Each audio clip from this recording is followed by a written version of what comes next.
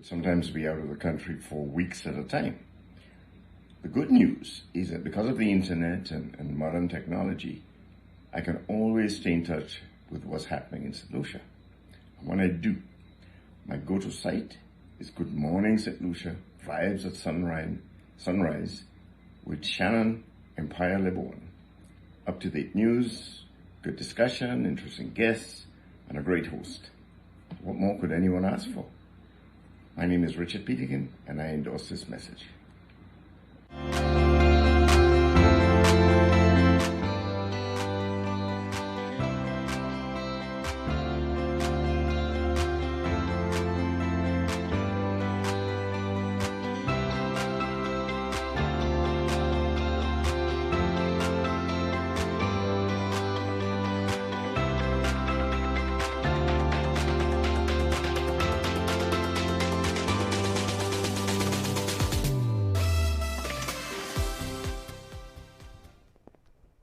Welcome back, and thanks for staying here on Monday coming. We will feature an entire program, an entire episode of prayer and engagement with religious leaders as St. Lucia continues to grapple with a national crime crisis. 4 homicides recorded in 3 days. The toll now stands at 66. Let's now have a discussion engaging men in search of answers. I have a very special guest on the Flow WhatsApp platform. Okay, and Don, we're moving with thanks so much. We're going to be talking about the challenges and obstacles that the male gender and especially now with all what's happening, a lot of the victims of crime and perpetrators as well, men. I have a very special guest on the Flow WhatsApp platform. Let me say good morning. Marvin, thanks for being patient and thanks for coming on. No problem. Nice to meet you all, and good morning to my fellow citizens. Nice. I think the reception looks a lot better from Marvin, Don. Yeah. It looks better from what was inside, no? Yeah, let's... Don, can you hear me? And Marvin, can you hear me? Clearly. Marvin can hear us clearly. See how the reception works out on our end. Thanks for coming on, Marvin. Let's begin with a brief introduction. Tell us about yourself. Hi, everyone. So let's correct the name. It's Garvin Henry. I am a father of 4. I'm 34 years of age. I am a graduate of the Castles Comprehensive Secondary School in 2005, then St. Louis. And since then, I've been an employee within this country. Over the past couple of years, I have been employed in the casino industry, and now I'm with a beautiful company by the name of KM² Solutions. Mm-hmm. And on a daily basis, since you have indicated men as the challenge, I assist with training, and we get lots of people through our doors, and most of it are women. So I am definitely concerned that I'm not seeing our men pushing through the doors and coming through. And yeah, this topic will be interesting. Let's talk about men. Yeah, let's have a talk. Let's start off from what you see in daily. Why are more women knocking on your doors and accessing the services as opposed to men? For some reason, I can definitely see that the women are outshining us in numbers. They're driving more for success, and there's something that they're doing that we men are not. I think men need to reinvigorate their spirits and realize that we are the species required for the survival of the human race. We need to step up our game and live up to that expectation, and not just rely on the fact that we are men and we are here, because that concept will eventually drive us down. It will allow the women, which is our counterpart in this race, to dominate us in everything. Everything from finance, school, athletics, and everywhere else. We need to step up and fill in those gaps. Currently, on a daily basis, when the employees come through the door, the men are more relaxed than the women. The women are driving and they want. There's a hunger in them for growth. I don't see that fire in our men like it should be burning. I think our men need to reignite that spark and remember that we need to be the ones driving for the production of our species.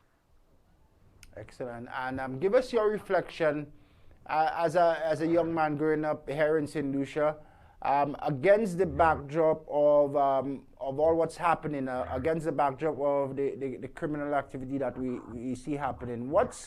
Um, what keeps gravitating men towards crime, especially young men? The lack of their time being consumed constructively. Young men have too much free time. Young men have the opportunity to be out there, and this is what is allowing them to do this. We as a society need to revamp some of our structures to keep people more engaged. A lot of our St. Lucian people have the ability to be free. And when I say be free, look at the young men on the blocks. They get up, they have nothing to do for the day, or there is something, maybe they capture it within an hour or two, and then they're free up to do whatever they want. That opportunity of being free, those hours, those should be productive hours, but the men are getting it to sit down, be lackadaisical, and thus opens up for the opportunity for crime, for violence.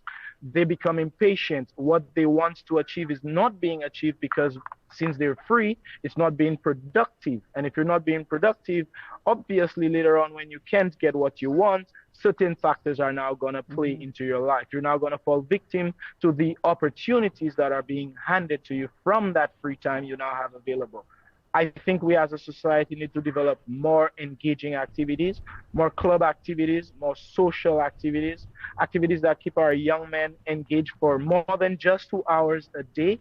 It consumes their time. So by the time we're done with them, they're off to go home, relax, grab a bath, and get rest to recuperate for the next day and continue that journey.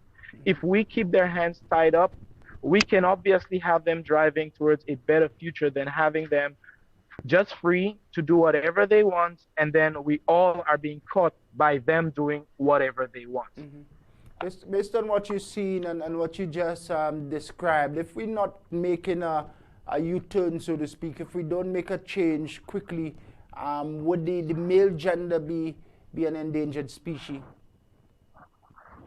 Yes, definitely will be, and we're currently along this road to becoming an endangered species. Already, we are seeing certain countries with ratios like 7 women to 1 man. There are some places where it's even higher. You've got numbers like 11 women to 1 man in some countries. So this is something that men have created for themselves by one, not participating in the activities that drive the production for men.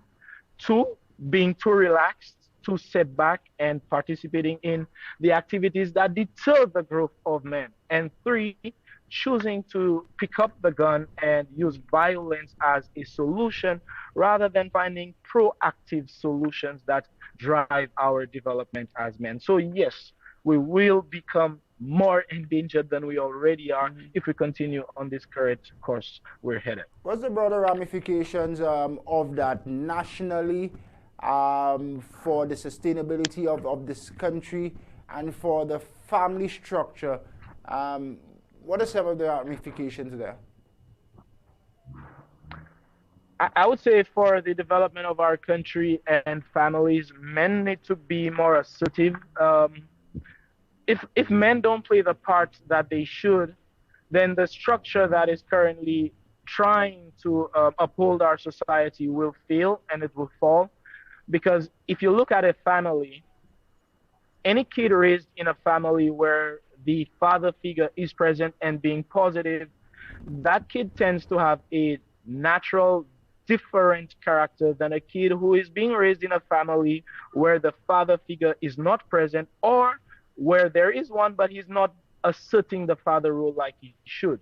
So there is an influence that a man plays in either of those structures. So it is important that the individual, the male, stands up, be productive, be righteous, be prepared to assist. And that is the only way our current society in St. Lucia will develop and continue to grow, so that we could have fruitful kids who are prepared to continue the structure that we're setting for them today. That is how our society will become stable. The COVID-19 situation has taken a lash on the entire globe. We here in St. Lucia have truly felt the impacts of it. We can see how it has changed the employment structure. We can see how people have had to revamp their ideas. And men, I encourage the men to not let this deter us, discourage us, or make us feel any less of ourselves. This is the perfect opportunity where we should be showing strength. We should be prepared to pick up people, pick up the families which are fallen, be assertive, be willing to assist them, go the extra mile so that we could reinstate that we are here as men and we can make things return to normal. If we sit back and relax and wait for it to return to normal, who's going to return it to normal? It's us. We've got to do this. We've got to step in, pick up the ball, and get things rolling. Absolutely. From your perspective, why does it seem like young men are in crisis and lacking direction?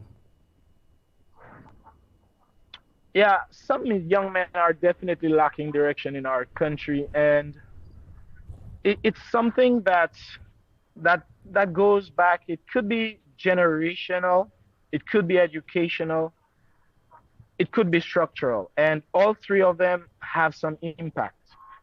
Now, our people are have always been the type of people who drive for progress, and we have a strong cultural impact in what we're doing.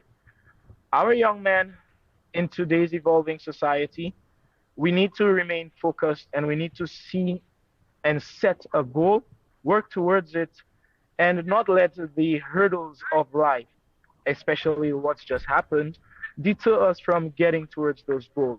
We have to be mindful and remember that obstacles will come. No matter what you set or what you do, obstacles will come. But you need to be sound minded to overcome them and continue going forward.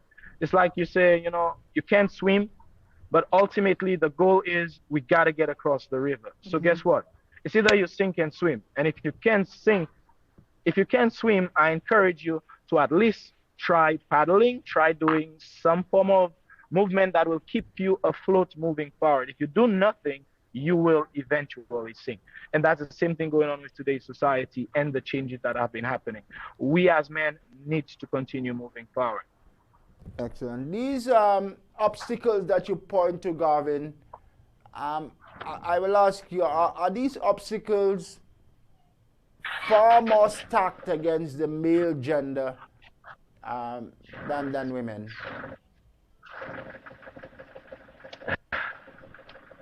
I'm kind of inclined to say yes. Yes, because a lot of young men have this clouded mindset that, people aren't willing to help them as much as they're going to help women. And that is one thing that is going to hinder them in their growth. The second is finance. A lot of young men tend to think that if they don't have finance, things can't happen. And while that is true, there is an adverse resolution whereby you don't have finance, but if you have the ideas and the drive and you're taking the steps, it is possible it's going to happen.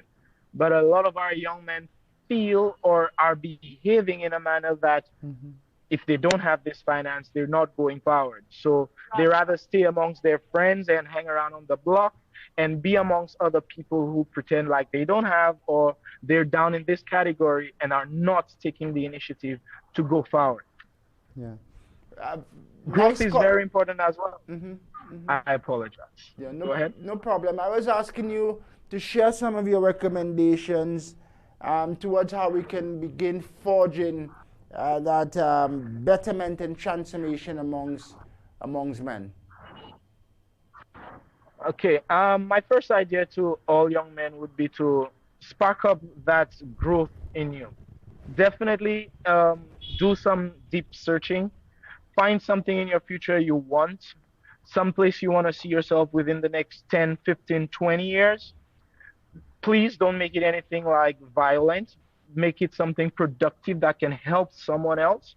And once you've set that goal, take the first step by one, making an initiative to help you get to that goal. It might be something where can see financial struggles towards getting there. You can see struggles towards attaining the assets. But once you've set the goal, lift your foot and make that first step to go. Drive towards growth. Ignore the factors that are trying to keep you behind. You need to definitely grow. Seek for yourself, for your family, for your friends, the better tomorrow than what you have today. Yes, you already see something in your hand, but guess what? If you have a seed in your hand, if you plant that seed, tomorrow you're going to have way more seeds that you can share with your friends, share with families, and everyone else can have a better future lined up for them. Yeah, obviously, you have a very strong and good head on your shoulders. You've represented well. You're saying all the right things, Garvin. I think what's critical for us as a society is to package those messages into tangible, day-to-day, livable experiences for the young men, especially those at the front line of criminal activity. Very true, sir. Very true. And I'd like to encourage all of our young employed citizens who are out there facing it, be upright, be disciplined, remain as bright as you are. And when you see another brother who has not taken the initiative, encourage them. Have that one on one conversation. Drive them for the future. We're doing it for all of us. Yeah. Thank you, Garvin. Thanks for coming on. No problem. You have yourself a productive day and stay safe, everyone. You as well. Interesting young man, very thoughtful and interesting perspective as well shared with us as we speak on some men issues and how we can begin the engagement of men, the male gender under siege apparently, with all what's happening here on our 238 square miles. We have just about 30 minutes left. Still to come, Donation Foundation. The president, Dan, will be my very special guest momentarily. And as you guessed, we're still on hold for the callback from the island's acting police commissioner. Friday. Stay with us. We'll be back in just a bit.